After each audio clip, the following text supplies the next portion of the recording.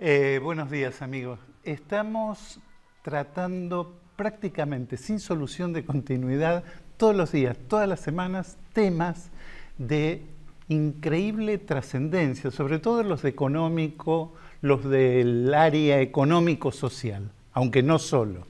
Hay temas que se discuten para atrás y para adelante de ciertas reformas institucionales. En parte, algunos lo explican porque son las consecuencias de la herencia recibida, otros porque se proponen cambiar, y por supuesto para cambiar hay que tocar los temas vitales. Hay un ejemplo muy importante que es el plan de blanqueo y proyecto de regularización de las jubilaciones impagas, que es un tremendo drama nacional que acumulan varias generaciones de jubilados y que de alguna manera se va a aprobar en los próximos días con reformas más o menos sustanciales en un trabajo que hasta ahora está bastante debatido en el Parlamento, todavía poco explicitado en los protagonistas, en los involucrados. Hoy tenemos una gran oportunidad porque tenemos una suerte de experto. Es Jorge Colina, lo voy a presentar. Colina es economista, es tiene un máster de economía en Georgetown y otro de finanzas en Ámsterdam. Es uno de los ejemplos que se anduvo mencionando en la discusión por los sistemas jubilatorios en el mundo. Es premio Salvatore Fulvio Pagani 2004 de la Fundación Arcor, que alguna vez estuvo presente en el programa, al mejor trabajo, el fracaso sanitario argentino en su momento. Colina forma parte de un grupo de economistas y expertos en temas sociales, diría yo, laborales, aquellas cosas de la microeconomía que no siempre atienden los economistas. Está en el Instituto para el Desarrollo Social Argentino, que emite todas las semanas o cada tanto informes muy detallados y precisos sobre algunas de estas problemáticas. Al principio voy a preguntar a lo bruto, sin buscar ningún título, pero es ¿qué primera impresión tenés tanto de la decisión, porque es una decisión en cierto modo sorpresiva, que digamos no se esperaba que Mauricio Macri, presidente, agarrara y pagara las jubilaciones atrasadas, aunque todos eran conscientes de que había un gran problema ahí por desatar? ¿Qué te sugiere, qué te inspira este proyecto? Y sobre todo el complemento, ¿no? Porque hay como un blanqueo de capitales en el medio que tiene que ver con el financiamiento del sistema jubilatorio y tiene que ver con el financiamiento en general, ¿no? De un sector tan vulnerable como es la clase pasiva. Creo que es una decisión correcta. Uh-huh. Lo que sí es que sorprendió el tiempo en que se la toma. Pensé que iba a tomar más tiempo más a largo plazo, digamos. Tomar esta decisión, posiblemente porque no era tan urgente de ser abordada, aunque sí es muy importante hacerlo. Y además porque como no se venía hablando del tema del pasivo previsional, el presidente lo sacó al tema y ahí tomó una decisión. ¿Qué es el pasivo previsional? Esto es algo que se escondió mucho en la gestión anterior, pero es cuando uno a un jubilado le niega aumentos en función de la inflación, a la larga el Estado ese jubilado va a hacer un juicio que el Estado seguro lo pierde. Uh-huh. Y que va a tener que pagar una nueva jubilación aumentada, lo que no pagó aumentado para atrás, más honorarios de abogados y otros gastos. Eso ya se sabe, la historia argentina está plagada de juicios, de periodos de juicios previsionales masivos que hicieron quebrar incluso las arcas del Estado. Totalmente. En la década del 90, ya en el año 92, se había hecho como una limpieza, se reconocieron todas las deudas con los famosos bonex, que muchos jubilados estaban disconformes, porque como el bono era 20 años, si él quería vender el bono allí, le daban apenas el 25% del valor. Era el año 92. Era la época de Norma Pla y todo esto. Hasta el año 2002 no hubo problema de acumulación de pasivos previsionales en el sentido de que se haya negado a movilidad, porque no había inflación. A partir del 2002 comienza la inflación. Acordémonos que era todavía la convertibilidad, ¿no? Claro, sale la convertibilidad y comienza la inflación de nuevo. Y entre el 2002 y el 2006, que fue un periodo donde hubo un 90% de aumento de precios, o sea, los precios se duplicaron, el primer gobierno de Kirchner lo que hizo es aumentar solamente las jubilaciones mínimas. La jubilación mínima en aquel momento era del orden de los 180 pesos. Entonces, esa jubilación aumentó un montón, aumentó casi 4 veces, por encima de la inflación aumentó, que es lo que la anterior administración decía: nosotros reivindicamos a los jubilados, pero los jubilados que tenían la mínima. Claro. Porque el que tenía entre 180 pesos del 2002 y 1000, le aumentaron solamente un 20%. Y al que tenía una jubilación de aquel entonces de más de 1000, que serían 5 jubilaciones mínimas, y no le aumentaron casi nada, le aumentaron apenas un 11% al final, ya en el año 2016. Entonces, cuando uno mide la inflación que hubo con estos aumentos, uno dice, miren, una gran cantidad de jubilados, un robo directamente. Claro, una gran cantidad de jubilados le licuaron en términos reales su jubilación entre un 35 y un 45%. Entonces, ya en el 2007, nosotros decíamos, miren, eso es un pasivo previsional. O sea, en algún momento el Estado va a tener que pagar eso. Y lo va a tener que pagar con creces, porque lo va a tener que pagar con intereses y por todo lo atrasado. Entonces, se sabía que eso vinieron los juicios, Fallo Badaro, mucha gente que iba ganando los juicios, y el Estado sabía que tenía todos esos juicios pendientes, pero en ningún momento los registra, como diciendo, acá yo tengo un pasivo, pero es un pasivo. Correcto. Entonces, de ahí que para mucha gente es sorpresivo, diciendo, ¿por qué había que hacer esto ahora? Entonces, pues el gobierno lo que dice es, yo tengo un pasivo en el sistema previsional que cada vez se hace más grande la deuda. Entonces, ¿y esto que involucra a cuánto? ¿2,5 millones de jubilados o algo similar entre los que hicieron juicio y ganaron esos juicios y los que no llegaron a hacer juicio, que también están involucrados, aunque sea indirectamente? Sí, ya uno con datos digamos, disponibles ya no puede hacer el seguimiento de esto, ya tiene que valerse de lo que dicen las autoridades. Las autoridades dicen acá están involucrados más o menos 2.400.000 personas, de las cuales un poco menos de 400.000 hicieron juicio. Entonces, con ellos hay que hacer una negociación diciendo, bueno, usted tiene que renunciar al juicio y van a recibir esta compensación. Correcto. Los otros 2 millones, yo creo que esos son los que reciben el mayor acto de justicia, porque tuvieron sus jubilaciones licuadas y no hicieron juicio. O sea, esperaron que algún día se reparara este daño. Hicieron juicio y no tienen fallo. No tienen sentencia, digamos, a favor. No, claro. Como no hicieron un juicio no tiene nada, porque los 400.000, aunque sea tienen un juicio en curso, ellos no hicieron nada, nunca fueron a ver un abogado. Estoicamente aceptaron esa licuación de haberes y se quedaron ahí. Bueno, ahora viene el gobierno y le dicen, mire, no, usted debería ganar 45% más y además le debemos para atrás, que seguramente será con bono o con algo, pero a esa persona, si le ha venido a la justicia, se le restituye su derecho. Jorge, ahora vamos a hacer una breve pausa y después vamos a arrancar mostrando unas placas en la misma dirección que explicaba Colina recién y nos metemos a fondo en el tema y las posibles consecuencias que puede tener la aplicación de esta ley que tendremos en poco tiempo más en vigencia, según las opiniones políticas que se fueron recogiendo hasta ahora. Hacemos una pausa y volvemos con Jorge Colina.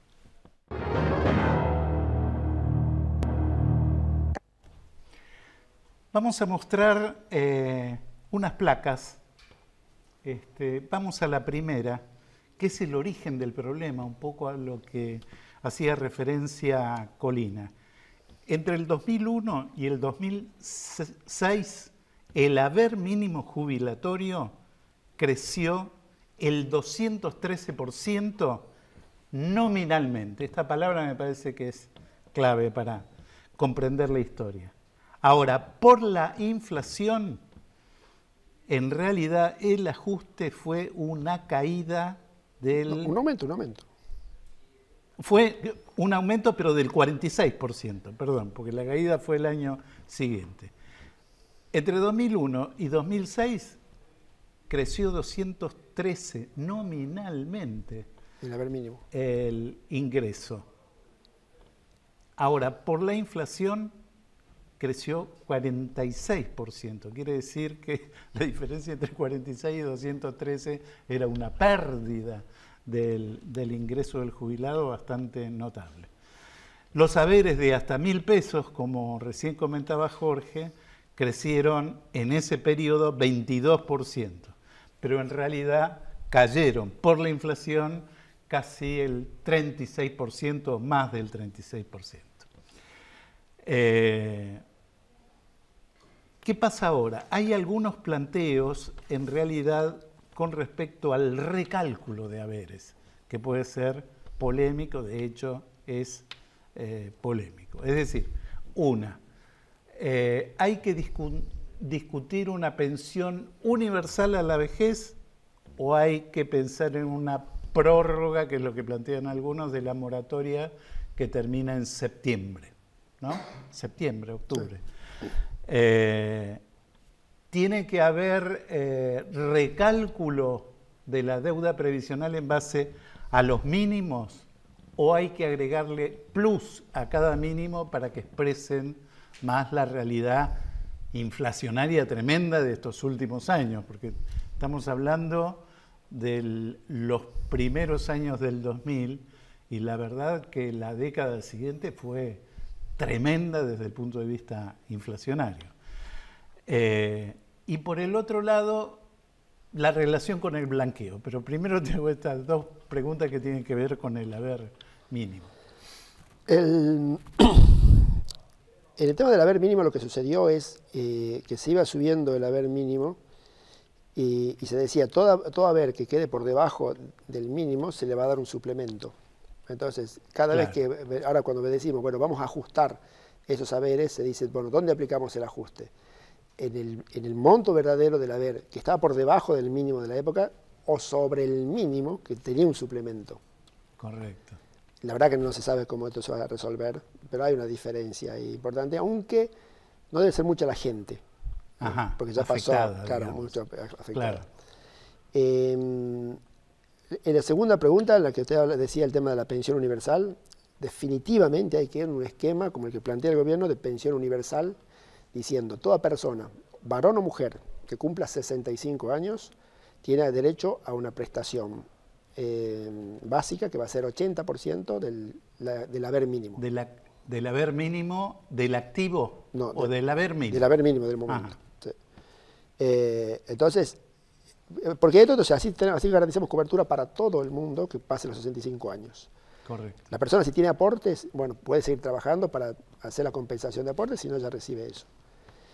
Además, eso no genera pensión. ¿Por qué? Porque si una persona, digamos, un señor con la cónyuge, los dos van a tener la pensión universal. Entonces, si uno se muere, listo, ya, el otro ya está cubierto. Claro, claro. La moratoria es algo extremadamente injusto, porque da igual trato a alguien que hizo aportes del que no hizo aportes. Uno hace 30 años de aportes y recibe una jubilación, alguien de bajos salarios recibe una jubilación mínima.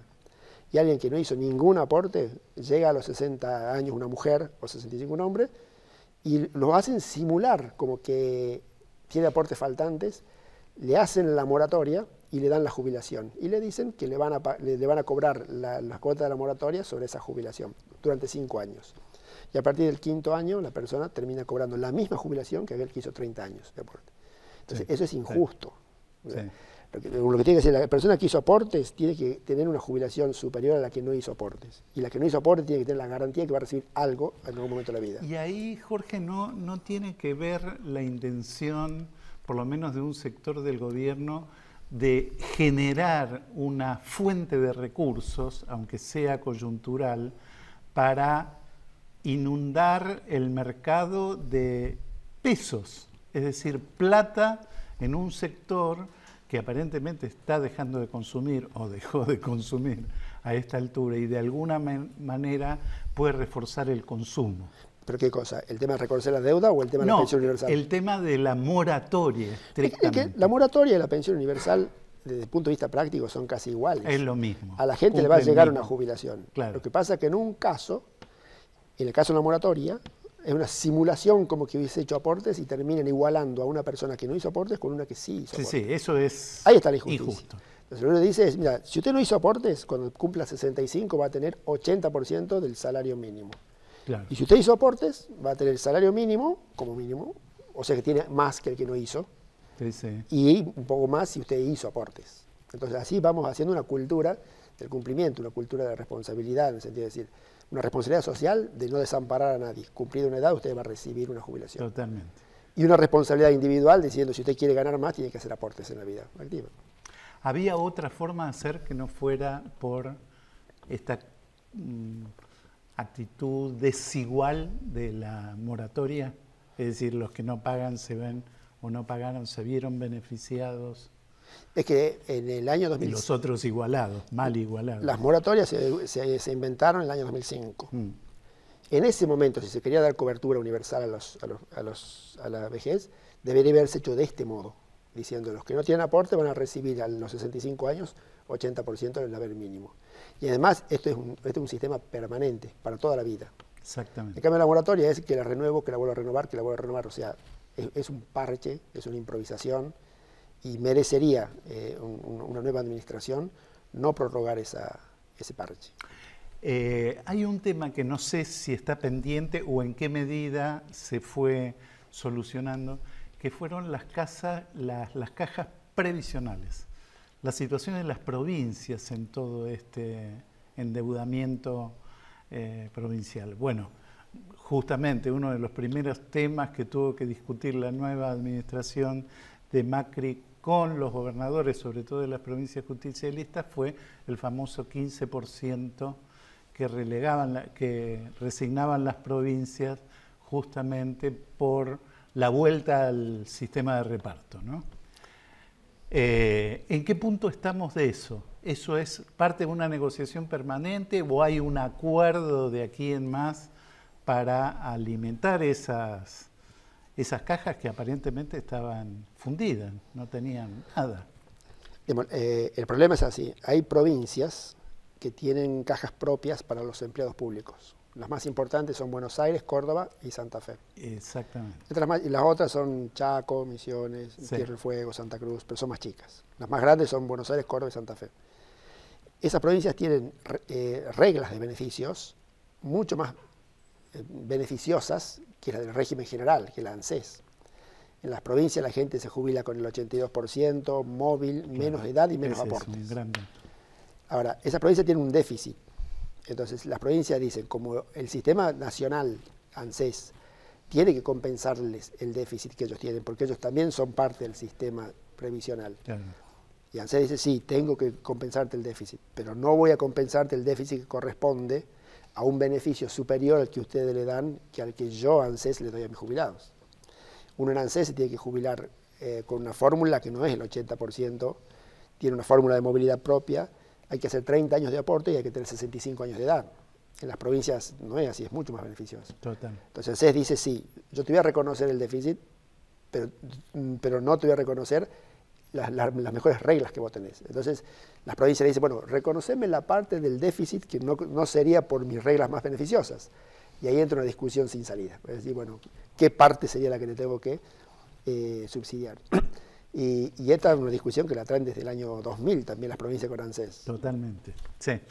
Hay una pregunta que es una gran duda personal.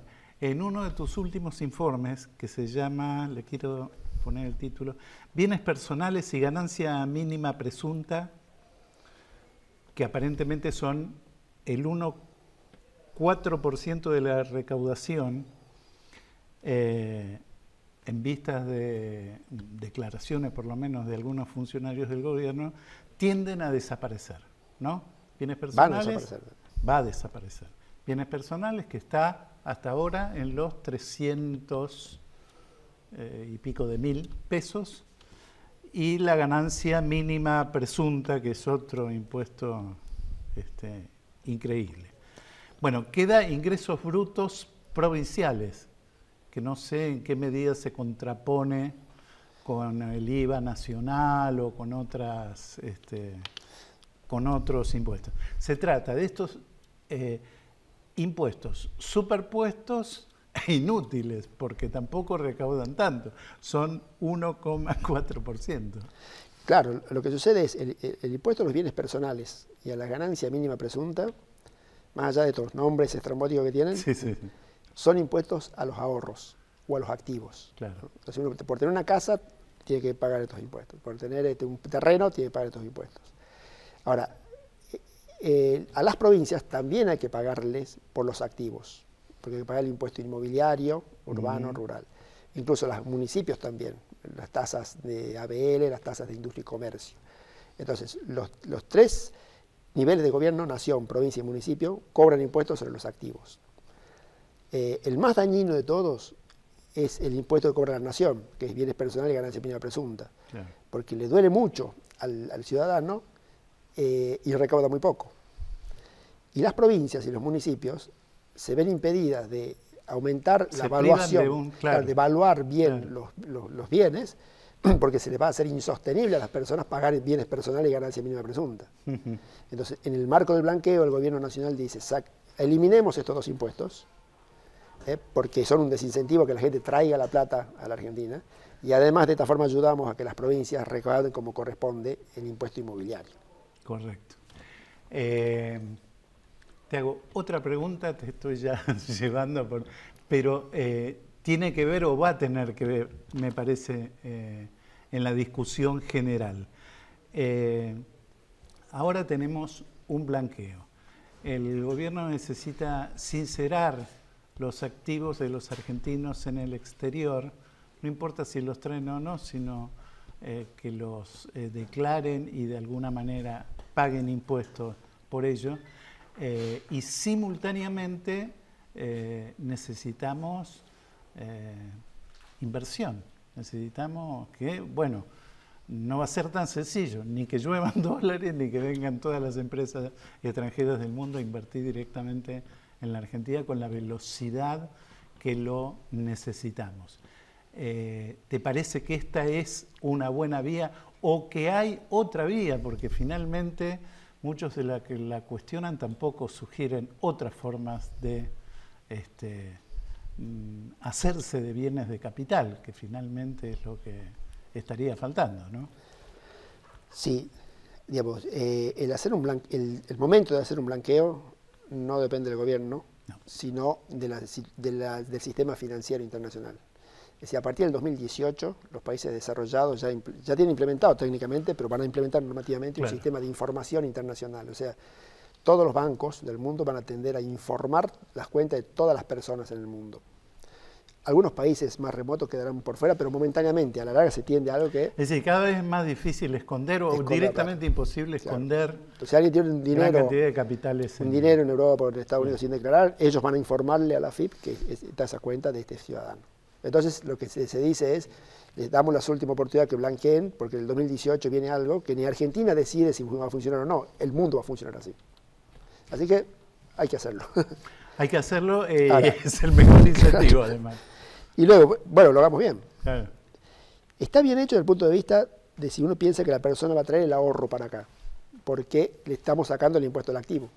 Le están diciendo, si usted trae su ahorro a la Argentina, no va a pagar este dañino impuesto que viene personal y ganancia mínima presunta. Ahora, le falta darle un incentivo o sacar la traba que tiene una persona para poner a producir ese activo. Hoy el impuesto a las ganancias, todo el mundo se preocupa del mínimo no imponible, pero la verdad lo que más daño hace es la escala con la que va cambiando la alícuota. Claro. Hoy una persona que tiene una ganancia de 150.000 pesos, ya a partir de ahí pasa a tributar 200.000 pesos. Ya a partir de ahí pasa a tributar 35% de ganancias. O sea, es el caso único en el mundo. Entonces, va a decir, bueno, yo traigo a la Argentina, pero a producir no lo pongo porque apenas agarro unos pesos, ya me cobras 35% de impuesto. Entonces, eso es lo que hay que revisar. Te voy a comprometer, y esto... en un mes, 2 meses más, cuando esté aprobada la ley, hacemos un poco un balance y sobre todo una proyección de cómo puede funcionar el sistema, se supone que flamantemente aprobado a esa altura. Te agradezco, Jorge. No, pero... Nos encontramos lunes que viene, 7:30 de la mañana, en Días de Crisis. Gracias.